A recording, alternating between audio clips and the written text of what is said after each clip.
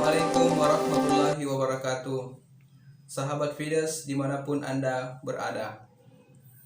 Satu fenomena besar yang terjadi di awal tahun 2020 adalah menyebarnya dan mewabahnya virus corona di kota Cina, di negara Cina, tepatnya di kota Wuhan.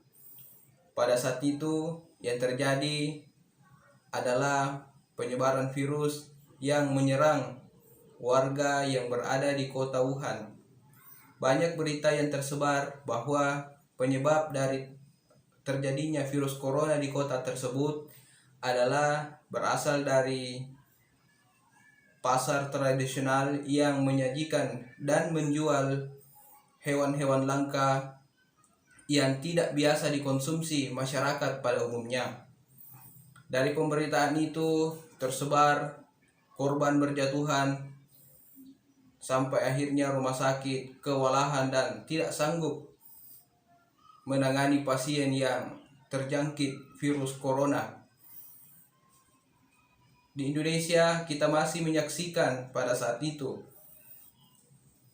warga Wuhan berjatuhan di jalan raya, dan opsi terakhir yang diambil oleh pemerintah adalah memulangkan seluruh warga Indonesia yang berada di kota Wuhan tersebut. Dan berita-berita selanjutnya yang beredar adalah virus corona begitu cepat menyebar ke seluruh negara-negara baik di Asia, Eropa, dan Amerika. Penyebaran tersebut terjadi karena perpindahan barang, perpindahan manusia dari satu negara ke negara yang lain terjadi. Sahabat Fides, bulan Maret tahun 2020 yang lalu adalah tahun yang paling krusial, karena di mana di seluruh kota dari Sabang sampai Merauke, kota baik berupa tempat-tempat perbelanjaan, sekolah, universitas ditutup oleh pemerintah dalam rangka mengantisipasi penyebaran virus corona. Kita semua tersentak pada saat itu. Virus corona yang tidak terlihat oleh mata dapat meluluhlantahkan manusia di kota Wuhan dan menyebar ke Asia Tenggara, terutama di Indonesia. Virus corona pertama kali dideteksi di Jakarta. Setelah itu, pemerintah Indonesia mewacanakan pembatasan sosial berskala besar. Orang berhenti berkantor, orang berhenti bekerja, semua ekonomi berhenti, titik-titik ekonomi dihentikan, pusaran uang, pusaran ekonomi berhenti seketika pada saat itu. Masyarakat diinstruksikan untuk tetap di rumah pada saat itu. Yang terjadi adalah perusahaan-perusahaan baik yang besar maupun yang kecil melakukan PHK besar-besaran kepada seluruh karyawan yang bekerja di perusahaannya pada saat itu. Banyak orang menganggur, dan akhirnya pemerintah memberikan stimulus-stimulus program bantuan kepada masyarakat yang dianggap layak mendapatkannya. Kalau kita menelusuri dan melihat secara langsung fenomena ini, bahwa virus corona adalah isu kesehatan global yang ternyata mampu memporak-porandakan struktur politik pada saat itu, struktur politik, struktur ekonomi. Dan saya berpikir bahwa rupanya situasi ekonomi akan mempengaruhi situasi politik. Begitupun sebaliknya, situasi politik akan mempengaruhi situasi ekonomi pada saat itu. Dan ini yang kita rasakan. Ribuan orang, ratusan ribu orang menganggur dan tidak mendapatkan pekerjaan karena dikeluarkan dari tempatnya bekerja. Alasan itu terjadi karena perusahaan tidak mampu lagi memberikan gaji, tidak mampu lagi memberikan pesangon, sehingga mau tidak mau pilihan terakhir perusahaan adalah memberhentikan mereka satu persatu. Sahabat Fidas,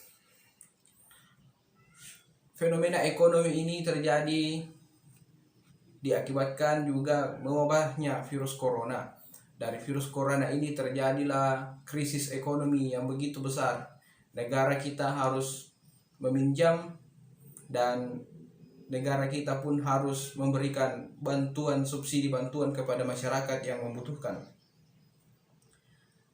Dampaknya adalah pendapatan negara kita berkurang, pajak kita menurun drastis, anak-anak muda kita tidak bekerja, dan jika ini terjadi begitu terus, maka yakin dan percaya bahwa tindakan-tindakan kriminal akan mudah terjadi di masyarakat.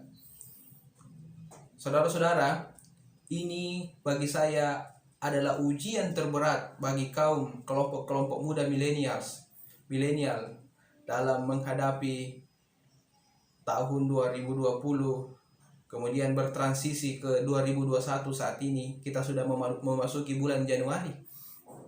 Efeknya adalah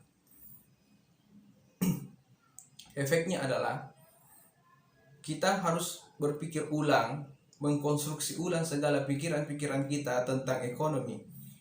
Dari kejadian ini bahwa apapun yang terjadi, apapun yang harus kita lakukan, harus berlandaskan pada dasar pemikiran yang kokoh. Kaum milenials diuji dengan virus corona.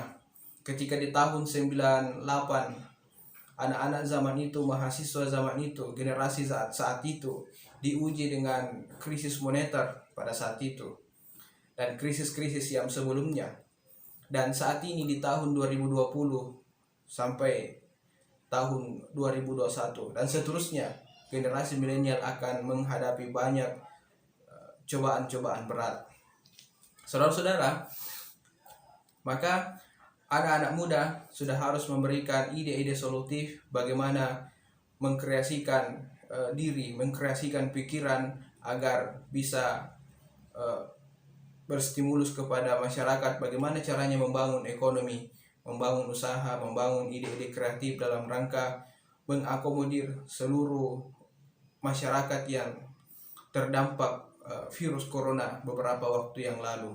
Kita berharap bahwa tahun 2021 saat ini menjadi titik tumpu bagi anak-anak milenial untuk bekerja secara ekstra, bekerja cerdas, bagaimana melahirkan profit sehingga bisa digunakan untuk membantu dirinya, membantu orang lain, dan membantu masyarakat secara luas.